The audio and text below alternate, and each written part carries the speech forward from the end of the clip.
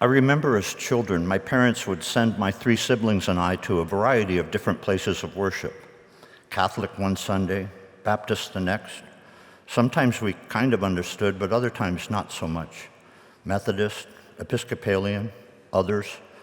But the 2 that really stuck with me were Unitarians and Quaker.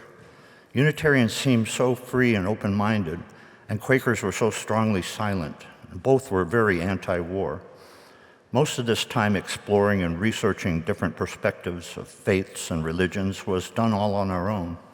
Years later, we would become aware that our parents had not accompanied us because Sunday mornings was their special time alone.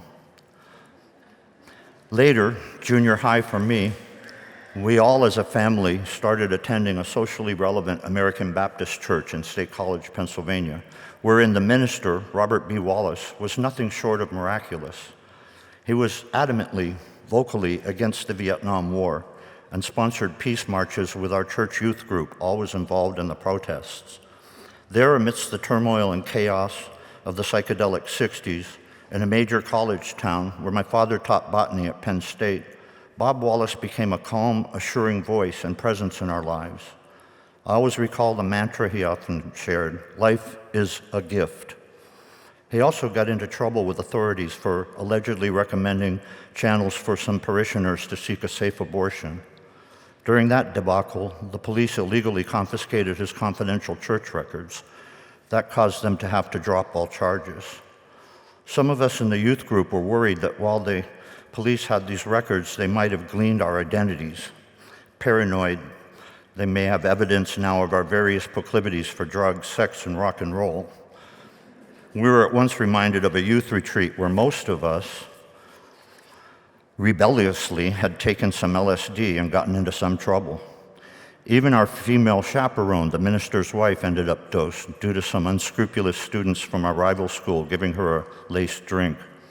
This was forbidden amongst our hippie friends, as it was both dangerous and downright mean.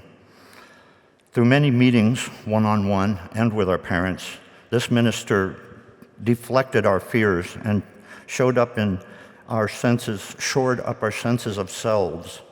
I really admired his calm demeanor and joys in life. I would wind up teaching both of his boys in Sunday school.